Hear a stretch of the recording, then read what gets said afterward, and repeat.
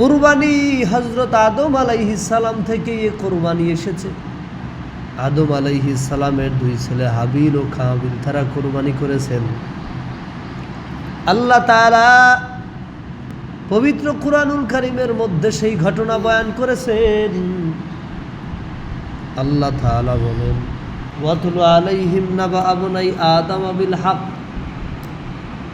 ইয ক্বাররাবা কুরবানান ফাতুকুব্বিলা মিন আহাদিহিমা লাম ইউতাকাব্বাল মিনাল আখার ক্বালা লা আকতুলান্নাকা ক্বালা ইন্নামা ইয়াতাকাব্বালুল্লাহু মিনাল মুত্তাকিন। আল্লাহ বলেন, হে নবী, আপনি আদম নবীর দুই সন্তানের ঘটনা আপনি নিজে আপনার উম্মতদের কাছে বয়ান করে শোনান, যথাযথভাবে বয়ান করবেন। ওয়াতুলু আলাইহিম নাবা আবনাই আদম বিল হক, আপনি আদমের দুই পুত্রের বাস্তব অবস্থা পাঠ করে শোনান।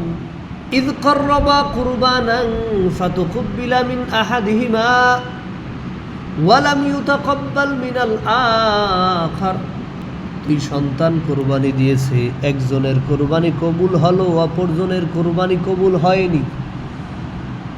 যার কুরবানি কবুল হয়নি সে বলল, ক্বালা লা আকতুলান্নাকা, আমি তোমাকে অবশ্যই হত্যা করব। ক্বালা ইন্নামা ইয়াতাকাব্বালুল্লাহু মিনাল মুত্তাকিন, যার কুরবানি কবুল হয়েছে সে বলেছে আল্লাহ তাআলা ধর্ম বিরোধীর পক্ষ থেকেই কুরবানি কবুল করে থাকেন। তো আল্লাহ রাব্বুল আলামিন পৃথিবীর প্রথম মানুষ আদম আলাইহিস সালাম, তার সন্তানেরা কুরবানি করেছেন।